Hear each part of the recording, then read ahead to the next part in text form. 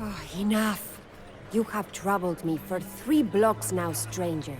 If you agree to cease this dogged pursuit and leave me to my lamentations, then I will answer your relentless questions. I will tell you why a dead man rides through the streets of Valencia. You see that castle on the hill? That is the home of Rodrigo Diaz, whom Moor and Christian alike call El Cid.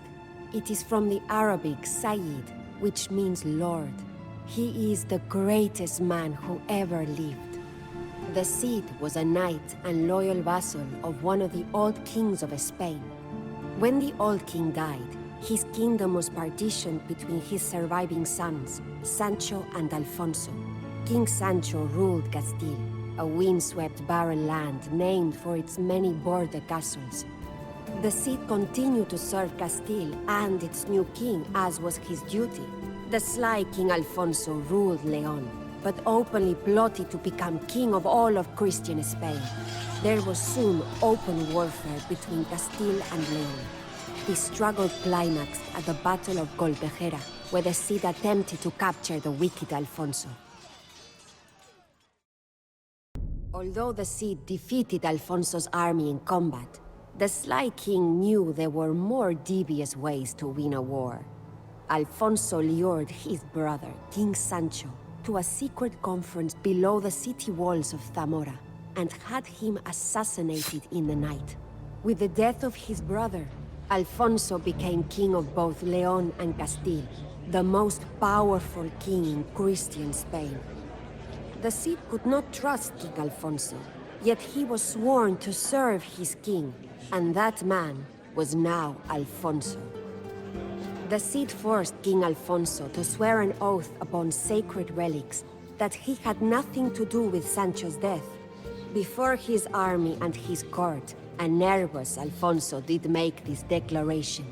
In so doing, the Cid helped to cement Alfonso's claim as king in the hearts of the people, for they so trusted the Cid. King Alfonso did not recognize that the Cid had done him a service. Instead, Alfonso held a grudge against the man who was the greatest of his knights for ever doubting him. Alfonso also was jealous and suspicious of the Cid's popularity with the soldiers and the common man. He sent the Cid into dangerous battle again and again, but always the Cid emerged victorious. How do I know so much of my Cid, Rodrigo Diaz? I am Jimena of Asturias, and I am the Doña of this castle. Rodrigo and I were married in Castile in 1075. Those were among the happiest days of my life, at least when my husband was not being sent to do battle against the Moors. Far to the east, in the Holy Land, they speak of only one Muslim expansion, that of the Seljuk Turks. But here, in Spain, we speak of another, the Moors.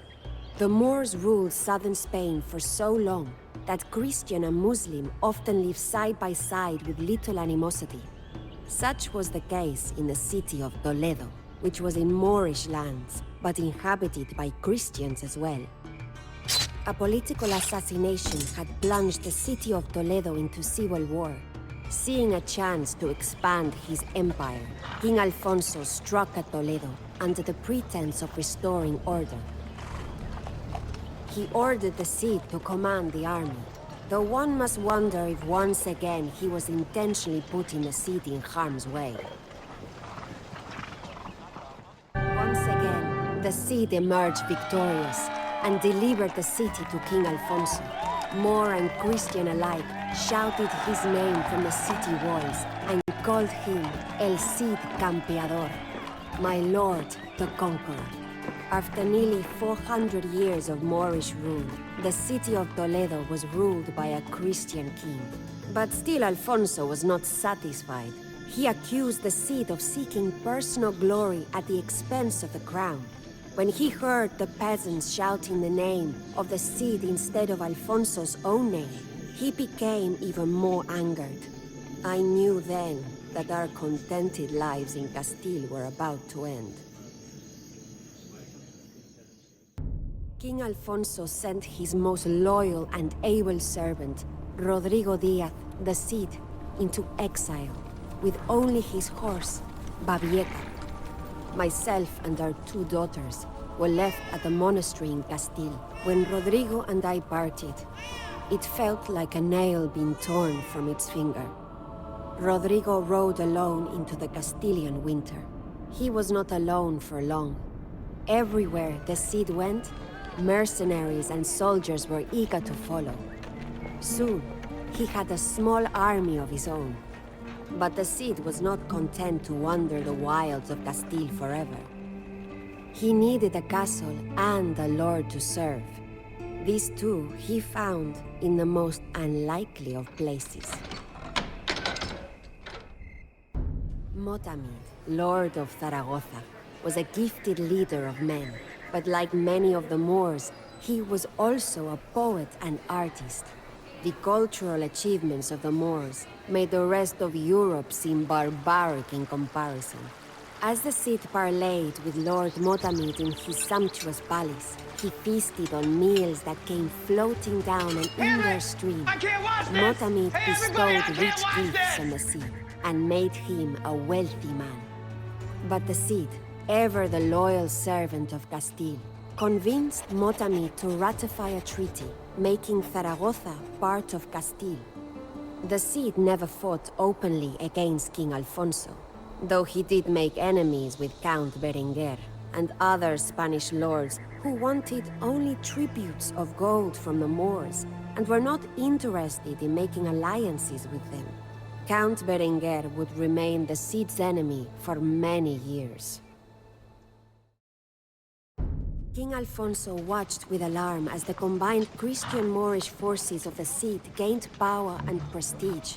Finally, he could stand it no longer, and sent his own army against Motamid's Moors at Zaragoza.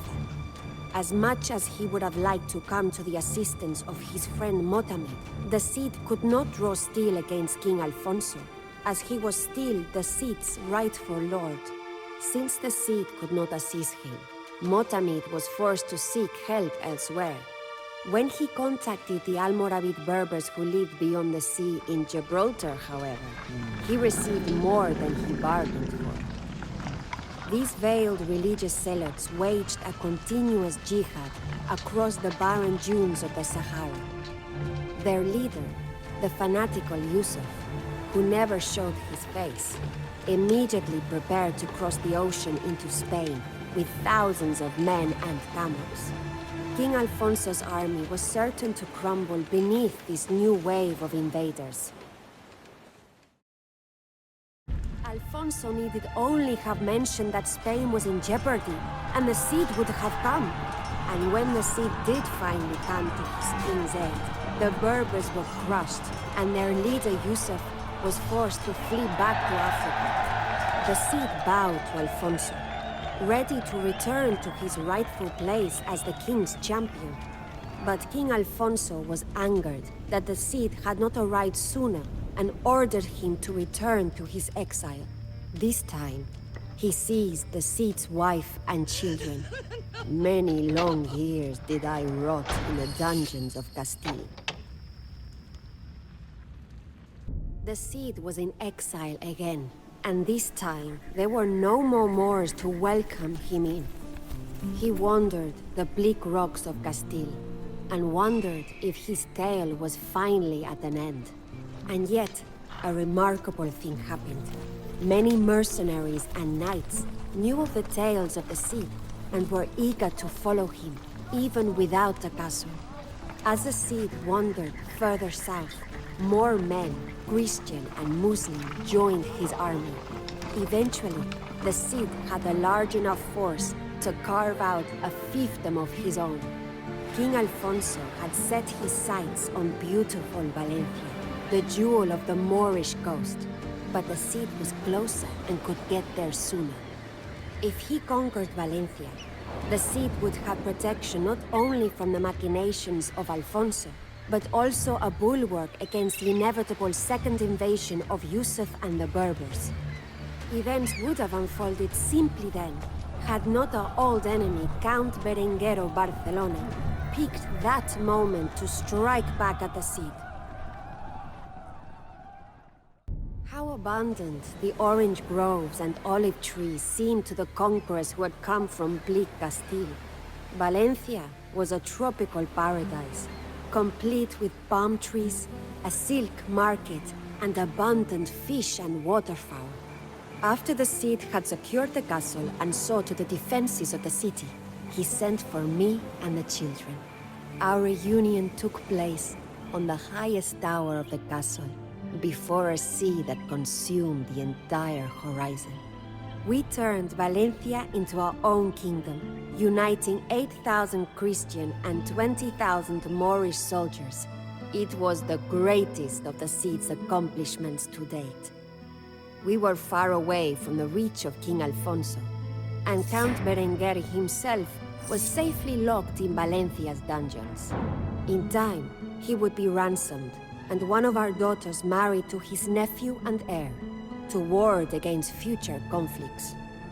If only the tale of the Cid had ended there, beneath the Valencian sunsets, but it was not to be.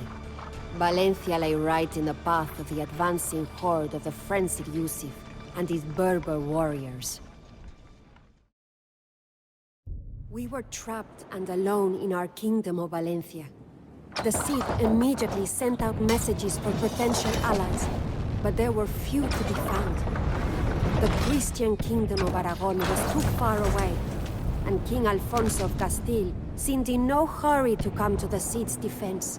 Even the Cid's old ally, Motamid the Moor, was of no avail. Yusuf had sent him into exile in the Sahara Desert, where he spent the rest of his sad days composing poetry. The Berbers rode around the city for 10 days and nights, shrieking and banging their weapons on shields made of hippopotamus hide. But the Cid comforted his troops, prayed, and planned a counterattack. And then the unthinkable happened. During a brilliant surprise attack to capture gold and horses from the Berbers, Rodrigo Diaz, my Cid, was shot by a stray arrow. The surprise attack became a rout, and the Cid's men barely made it back to the castle with his broken body. Rodrigo and I knew he would not last the night. But we also knew that without their Cid to lead them, the soldiers of Valencia would never have the strength to stand against the Berbers. So as he breathed his last breath, I strapped my husband onto his horse, Babieca, and placed his sword, Tizon, in his hand.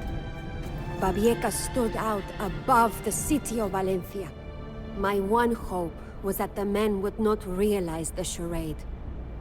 Realize that their Cid was already dead. It was the twilight of Moorish Spain. The Berber army had been broken, and Valencia withstood the siege. King Alfonso would not allow us to bury the Cid until he could personally attend the funeral. When he arrived, he dispelled all thoughts of interring the Cid into the earth. Instead, the Cid's body was preserved and placed near the altar of the church, seated on an ivory stool that he had captured from the Moors, clothed in precious silk, and holding his sword, Tizon, in his left hand. And who was left to rule in Valencia? King Alfonso of Castile or Count Berenguer of Barcelona? No. Valencia is mine. It is I, Jimena Diez, who claims rulership of my dead husband's kingdom. And if the Berbers return to Valencia, it is I whom they shall find commanding the soldiers of Rodrigo Diaz, el Cid Campeador.